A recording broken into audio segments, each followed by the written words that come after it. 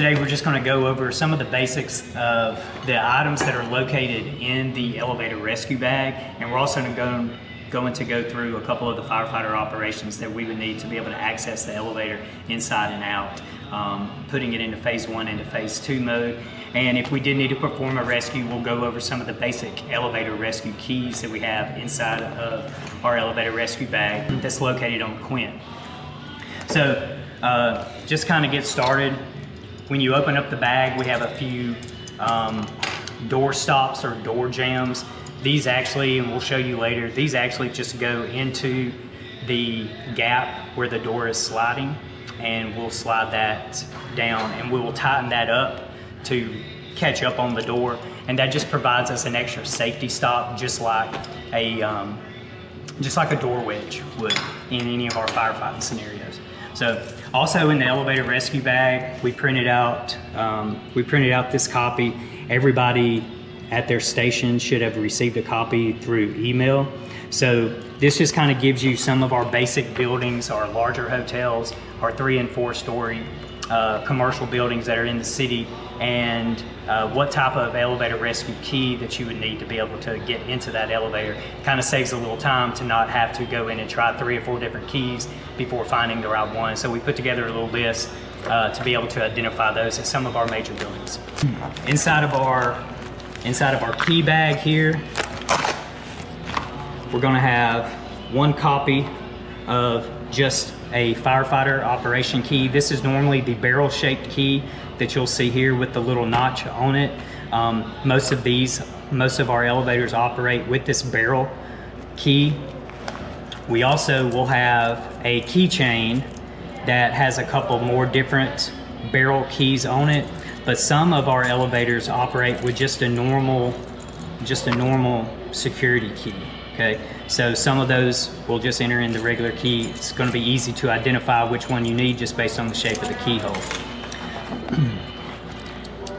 So our most common elevator rescue key that we're going to see is our drop key. Okay, this is just a rod with a flange that is built on a hinge that drops down, and we'll see a little bit later. We will insert this into the elevator door, into the hole. We'll insert that flange is going to drop down. We're going to position to where we feel a little bit of tension on that latch, and then we're just going to do a quarter turn. That's going to flip the latch up and allow us access into that elevator car door. So that's our drop key. That's our most popular.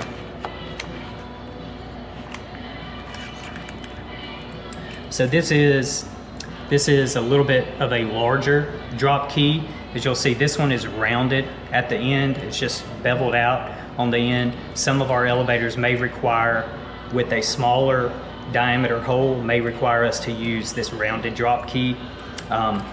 One of the ways that you can tell is that if you can't fit your regular drop key into that hole, if it's a hole but it's not able to fit, you're probably going to need the rounded drop key. It's just an easy way to tell, but either way, probably we'll still need the drop key. So next, we've got the double drop. So we found that we needed one of these when we had an elevator rescue on Quint 92 at Sleep Inn one day, and we did not have a key available. So we are using this. We got Best Western and Sleep Inn that require the double drop. So just like with the drop key, we're going to insert that into the hole. It's actually going to drop, but it's going to land on another hinge, and it basically has 2 knuckles or 2 hinges where that it can position itself so that we can get a quarter turn and be able to open up that outside car door. So today we're at Comfort Inn. We're going to see which one they need, and we're going to try it out and see if we can open up our door. So in our buildings here at Pelham, we don't have anything over the 6-story frame. So before we get into the phase 1, I'm going to show them the elevator itself. So this is our elevator maintenance room here at Comfort Inn. As you can see, the elevator system with the hydraulic pump and everything is located here in the elevator maintenance room. This is a hydraulic elevator. It is going to be raised from the bottom floor up. Buildings that are larger, like if you were in downtown Birmingham or in a larger city that have 10, 12, 15-story buildings, those are going to be on more of an electric platform where it is being raised from the top through a series of cables. These are all hydraulic pump, and we'll be able to see those as we go through a couple more of our hotels. So this is just the elevator maintenance room. We do see here in the elevator maintenance room that we have our main power shutoff. So this is our main power shutoff for the elevator itself. When we needed to perform an actual rescue, one of the things that we want to make sure that we're doing is shutting off power to the elevator. We don't need the elevator powering up as we're trying to move people in and out of it, or worst case scenario, elevator move on us as we're trying to enter or exit it. So we want to close off power for that. Now that's for a rescue. Okay, so we're going to be able to access the elevator in firefighter mode. We first need to start it off into phase 1. To activate phase 1 for our firefighter mode, we're going to insert our elevator key in. You see it's turned up to where it says off. It has a reset and an on. We just want to swap that over to on. We're going to see the fire hat light up, and if the elevator is on the bottom floor, the elevator will go ahead and open up for us. If the elevator is on a higher floor, it should, all elevators should come down to the main egress floor so that during the fire alarm or during firefighter operation mode, everybody can exit out and be able to have their means of egress out of the building. So once we're in phase 1, we can go ahead and enter into the elevator. You see here at Comfort, they have a box with the firefighter's operation. One thing that we see here is that the red hat is actually activated. One thing I learned while doing some research for this was if the light is on and the light is steady, you're good to go. If the light, when you enter phase 1, if that light is flashing or blinking at you, that indicates that the fire source is in the elevator shaft and you don't need to use the elevator. You need to use the stairs. So I thought that was an interesting point. So we'll go ahead and open up this door. Once again, there's some extra elevator keys. Once again, we're going to get ready to operate into phase 2. So I'm going to take my elevator key,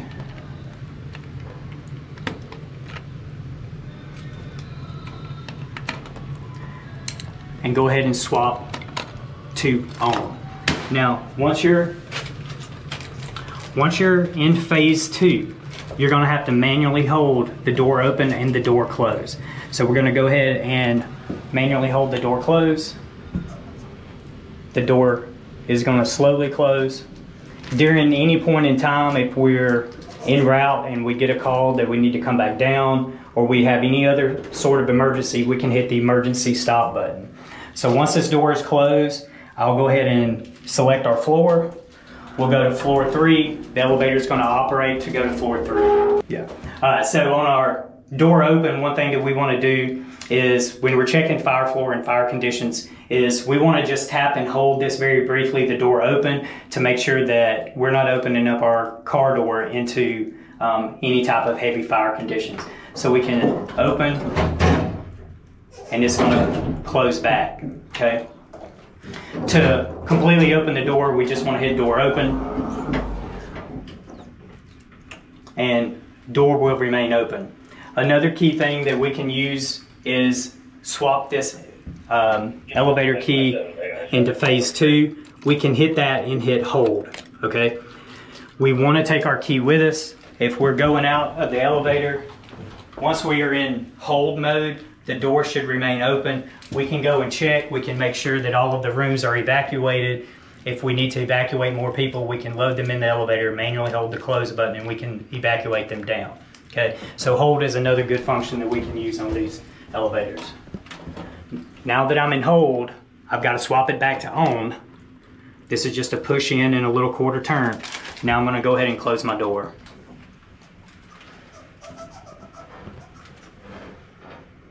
Door's going to slowly close.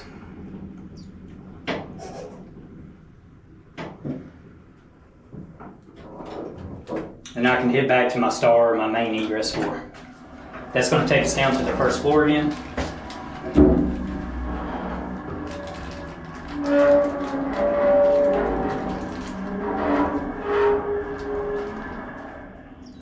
And because I'm still in phase 2, I'm gonna have to manually open the door. One thing that I didn't cover earlier was the call cancel button. One helpful thing is if we hit a floor, as let's say we need to go check out the 3rd floor, but the elevator comes and stops at 2, okay? That's just a sign that it's been hit, it's been pre-programmed, somebody from the 2nd floor hit 2. It's always beneficial to go ahead, once we enter into phase 2, if we need to. There was nobody on this elevator when we got on it, so we didn't need to. But we can hit the call cancel button. That's going to clear out the memory of the elevator. That way it doesn't take us to the wrong floor. Now that we're on the main floor, we can open up our door. We can turn and take this out of phase 2, turn it to off, take your key out. We'll close this up for them nice and neat. And then we can go shut it off from phase 1. So once we're out the elevator, we can go ahead, take our elevator out of phase 1 by turning it to off. Once we turn it to off, after a couple of seconds, we're going to turn and hit reset, hold it for 2 or 3 seconds, and then switch it back to off. That's going to completely reset the elevator, taking it completely out of phase 1 mode. So now we're in normal elevator operation, no emergency, no alarms going off. We're back into normal elevator mode. So once we figure out that we need our drop key based on the hole in our door, we're gonna go ahead and insert that flange. We can hear, once we insert the flange is gonna drop down behind the door. And we're going to turn until we feel that tensioning on the latch. Once we feel that tensioning on the latch, we can open up. Okay. In some instances, the hoist door on the outside is going to open. In this case, both doors open. If only the hoist door opens, there's going to normally be a paddle or a lever latch that we can lift up or press in to open up the elevator car door itself and have access to the inside of the elevator for the occupants inside. So what we're going to demonstrate here is just this raise and lower door jamb. So if you look down here at the bottom of your elevator where the elevator door goes, now I put this back into phase 1 now so that I wouldn't have to worry about the door trying to close on my head.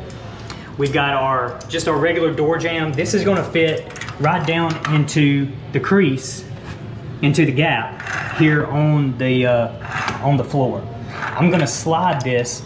As you tell, this has got a knob. That knob is going to raise and lower the top section.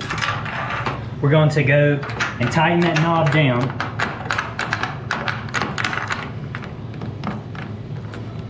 until we have some tension and we have raised up on that door, creating a wedge.